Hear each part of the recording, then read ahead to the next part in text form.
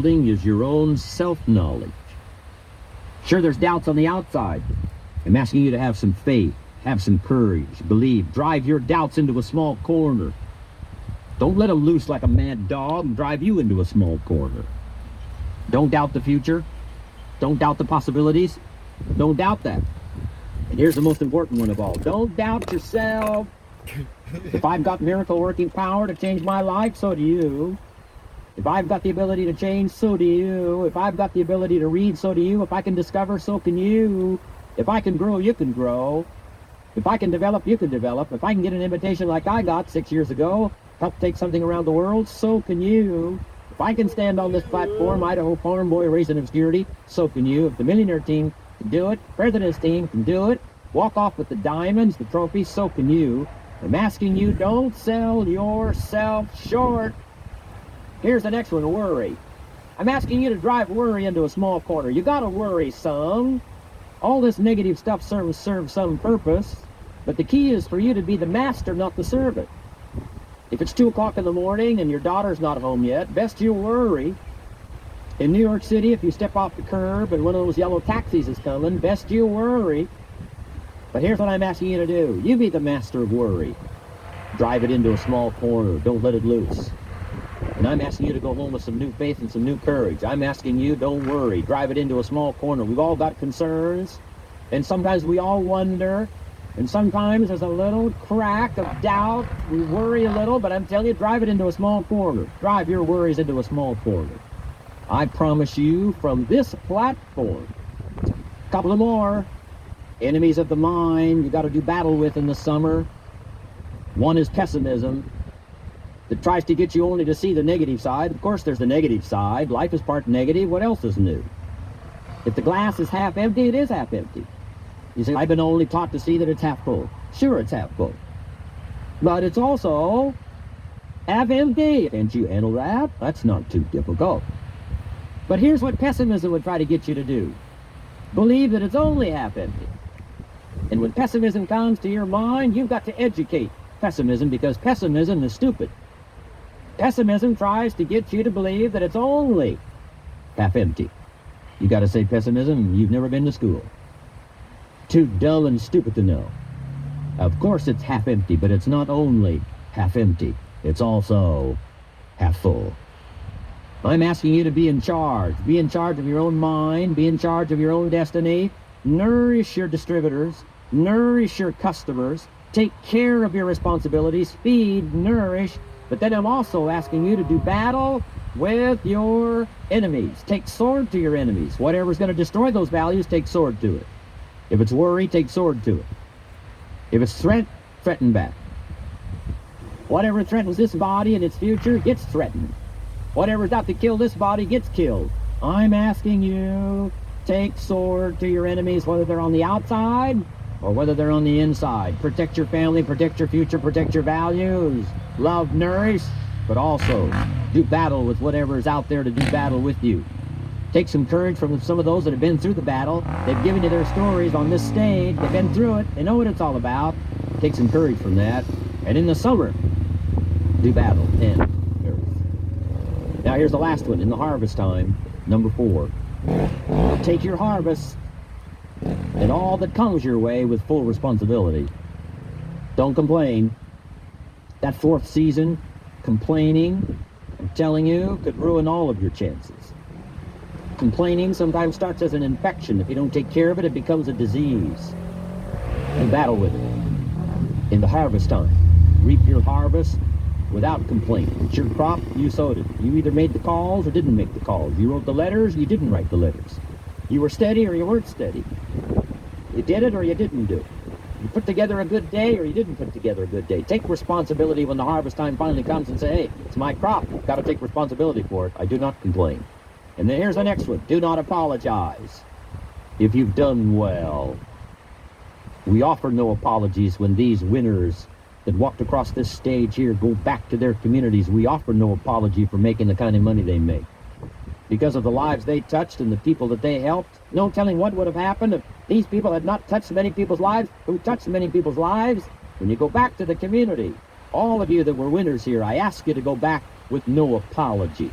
because you've done your job well and you've given good hands to everybody you've touched. You deserve all the money.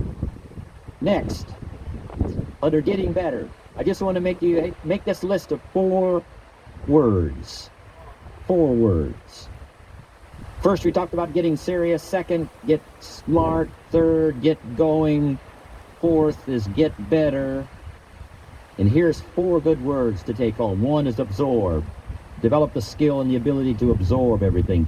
Be like a sponge like you've been today. This has been a good, serious group. I appreciate that. You've worked as hard as we have up here on this platform. You've rolled up your sleeve and you've gone to work and you've taken notes, and I appreciate that.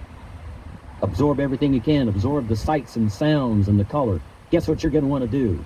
Go back home and invest this experience into other people's lives, and you can't invest it if you haven't got it.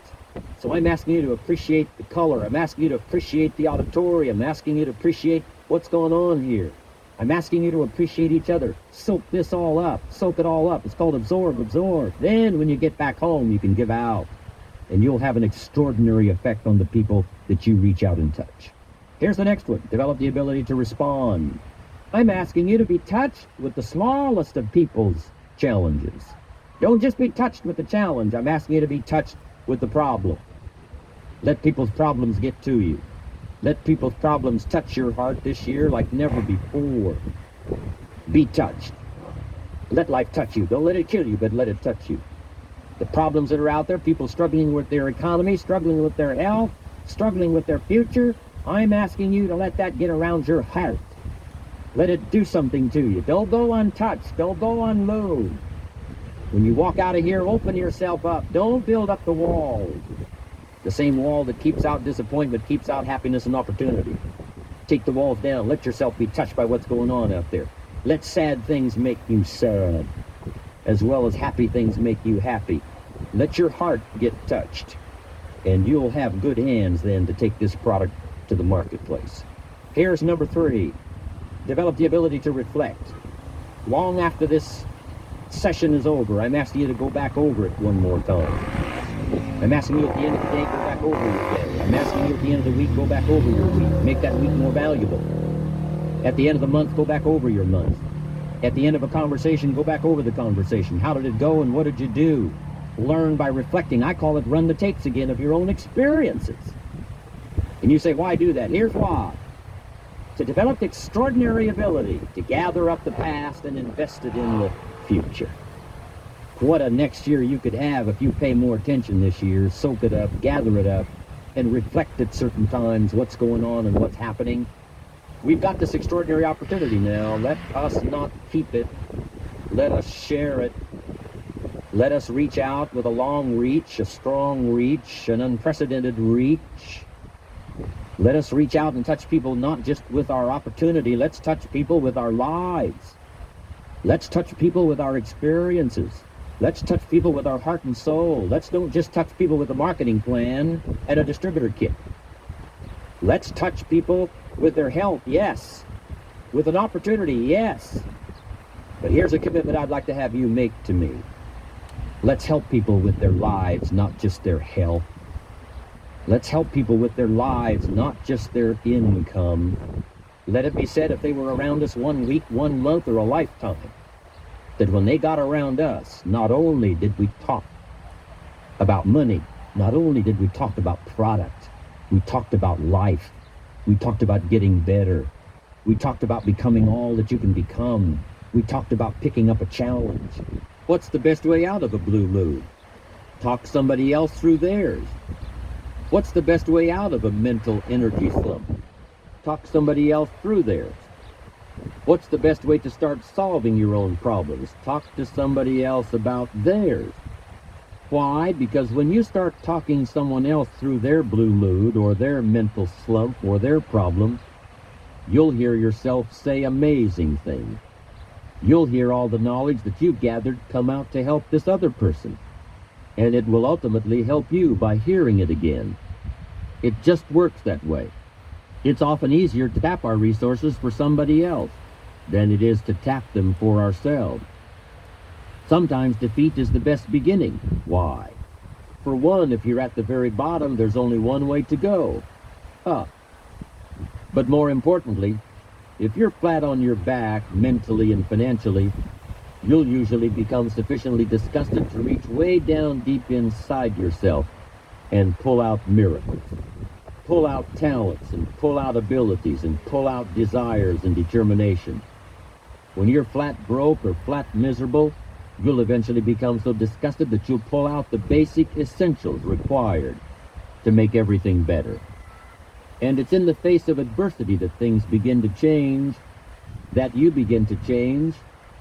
With enough disgust, desire, and determination to change your life, you'll start saying, I've had it. Enough of this. No more. Never again. Here's where the miracle begins. I've had it. Enough. No more. Never again. These words and these thoughts really rattle the power of time and fate and circumstances. And these three things, time and fate and circumstances, all get together and say, okay, we can see that we have no power here. We're facing some major resolve. This guy's not going to give up. He's had it. He's done with all this nonsense. We better step aside and let this guy get by. Resolve. Inspiration through disgust. But a lot of people don't change themselves. They wait for change. Circumstances to change, the government to change, life to change. What'll that do?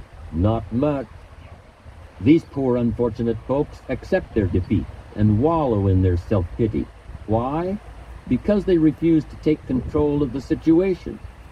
They refuse to take control of their life, their career, their health, their relationship, their finances. They refuse to take control and take responsibility and get sufficiently disgusted to change it. But if you are disgusted, if you are making changes, if this program finds you in the middle of your own personal slump, then I have some words to offer you.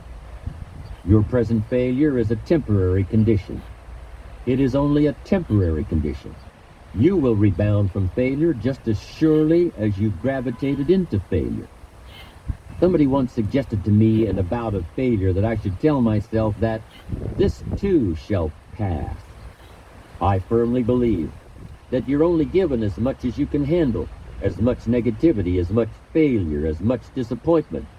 This too shall pass if you grasp for a new beginning, if you pull yourself up and move back into the world with a plan. So as foolish as it might sound, be thankful for your current limitations or failures, for they are building blocks from which to create greatness. You can go where you want to go. You can do what you want to do. You can become what you want to become. You can do it all, starting now, starting right where you are. Make it work for you, not against you. Make your failures give birth to great opportunity, not prolonged agony. Make your disgust lead to inspiration, not depression.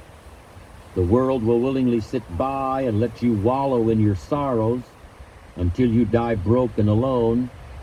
And here's what else the world will do. The world will step aside and let you by.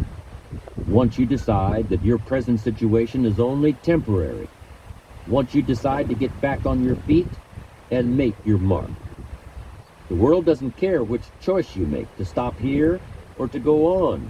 The world doesn't really care. So you have to care. In your own enlightened self-interest, give a run at adventure.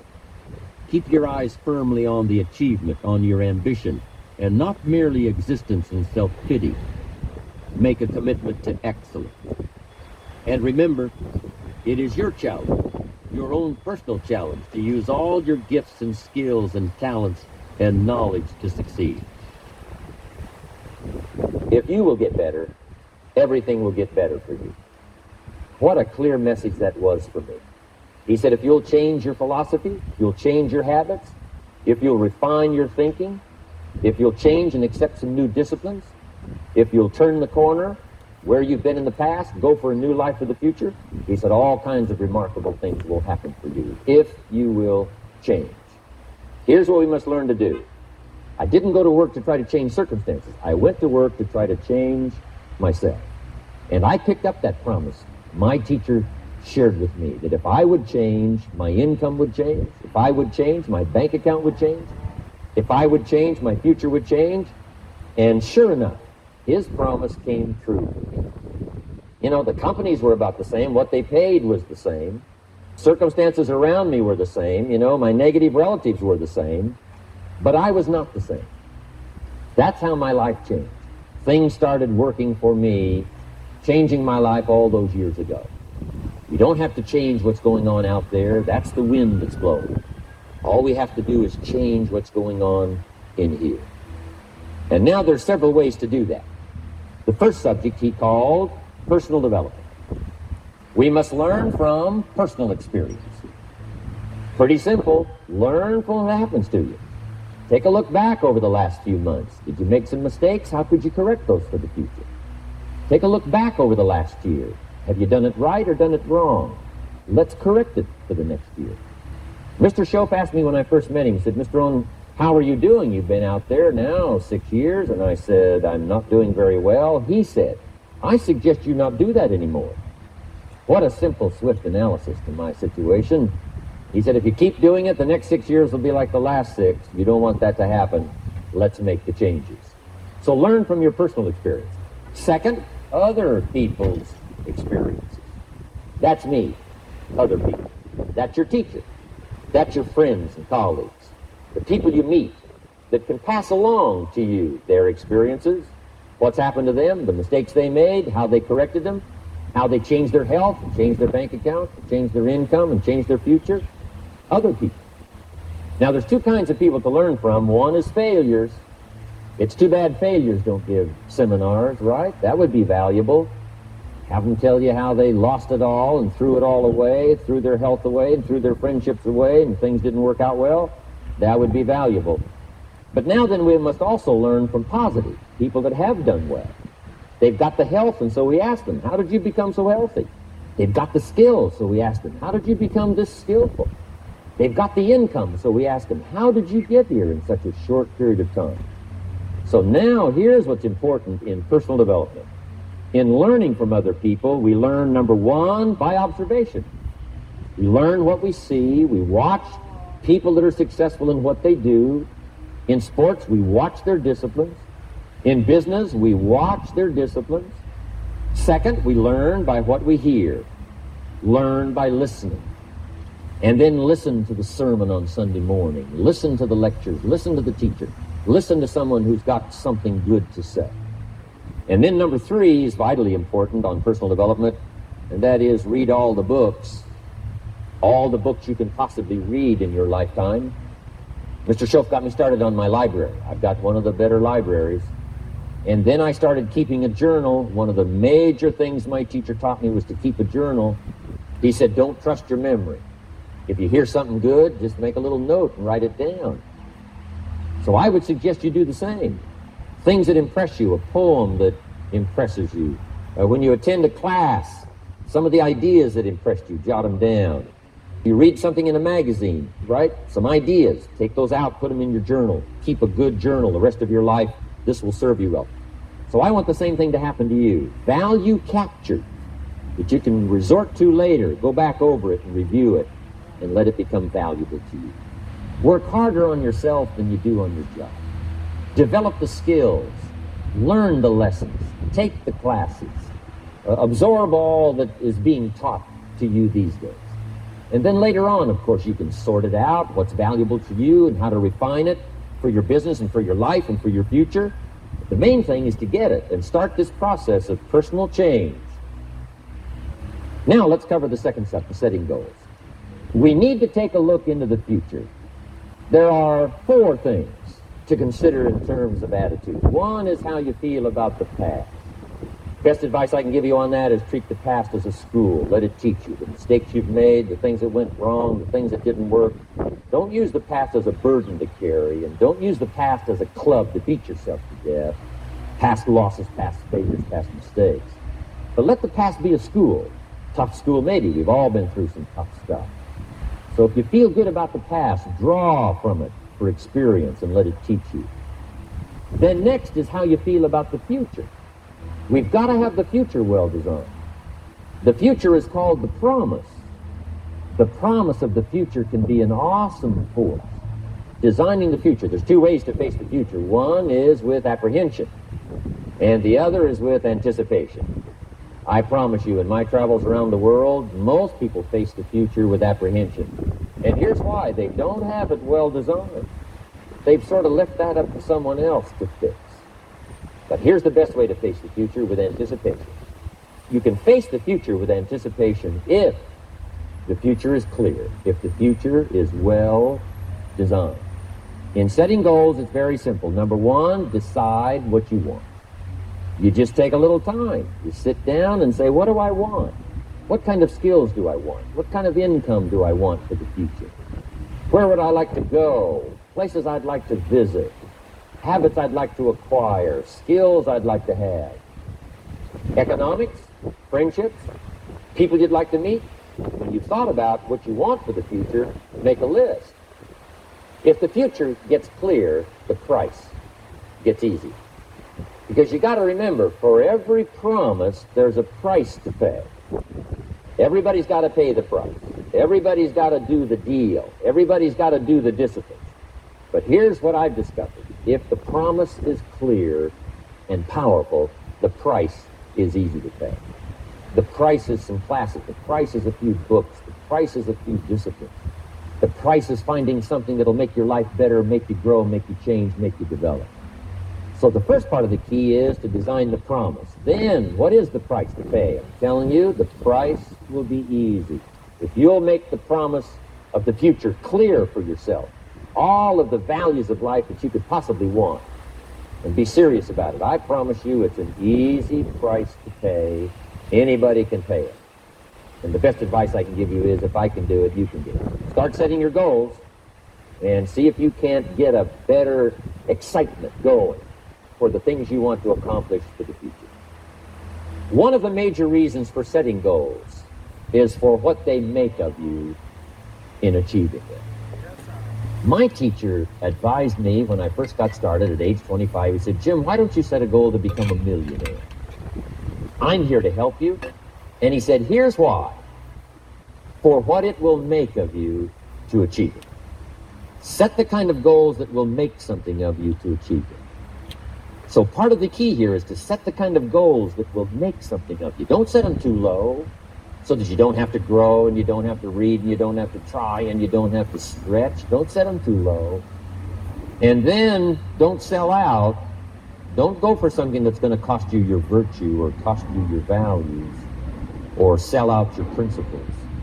There's a good middle road here to follow. Goals that will inspire, goals that will help you grow, change, develop, and become better than you. So if you want something to pull you through all kinds of challenges, all kinds of difficulties, and things that come at you, you got to have something on out there, beyond today, beyond next week, beyond next month, beyond this year, that pulls you into the future. And the clearer it is, the stronger it pulls. The more dynamic it is, the more it affects your life, your spirit, your heart, your soul. It also creates imagination. It gets your mind working on how to achieve that purpose. And if your mind will work, and if your heart works, and if your spirit works, and if you have good input, like good ideas, I'm telling you, there isn't anything you can't accomplish. Ideas gather dust, they don't produce at all by themselves. It's like philosophy is not the end. Philosophy is the beginning. Philosophy must be invested. When I talked about philosophy, attitude, and disciplines, they must be invested. And if you invest philosophy and attitude in disciplines, then they produce results. Here's a good phrase. Wisdom uninvested in labor is wasted. Attitude, even the highest of attitude, which is faith. Faith uninvested is wasted, produces nothing. So the name of the game is not faith. The name of the game is not philosophy. The name of the game is to put faith and philosophy into activity so that it starts making progress. Turning nothing into something. Let me give you that formula while I'm on it here. Turning nothing into something. How do you do that? How do you turn nothing into something? Here's how you start. There's 3 steps to it. Number 1, imagination. and try to imagine yourself in those new, worthwhile, unique positions. So imagination starts to change everything. Now, imagination is not tangible, but it is almost real. Almost real. It's not real, but it's almost real. But it's hard to say that imagination is nothing. But it's nothing in terms of tangible. It's not tangible yet. And you always have to say yet. Imagination is not tangible yet. But it is the beginning of turning nothing into something. It's the beginning of turning nothing into reality. Imagination. Imagination is the ability to see things that don't yet exist. Imagination is real in the sense that it affects. It'll affect your behavior, it'll affect your enthusiasm, it'll affect your emotions. It's real in that sense, but it's not real in the tangible sense. Next is faith. To believe that what you imagine is possible. How would we start to strengthen our belief in that what we imagine is possible to turn it into reality? And there's 2 or 3 ways. One is to believe your own testimony. If you've done it before, why couldn't you do it again? If you've done it once, couldn't you do it the second time? Why not believe in your own testimonial? If I did it before, I can do it again. And that's what's important about personal development. You can lose the money, but not the skill, so who cares about the money? It's like sales. A skill is more valuable than a sale. Sometimes a salesperson says, I need a sale. I said, no, you need a skill. Sales are temporary. Skills are permanent. Now we move to faith to believe that what we imagine is possible. So we study our own testimony. If we've done it before, we can do it again.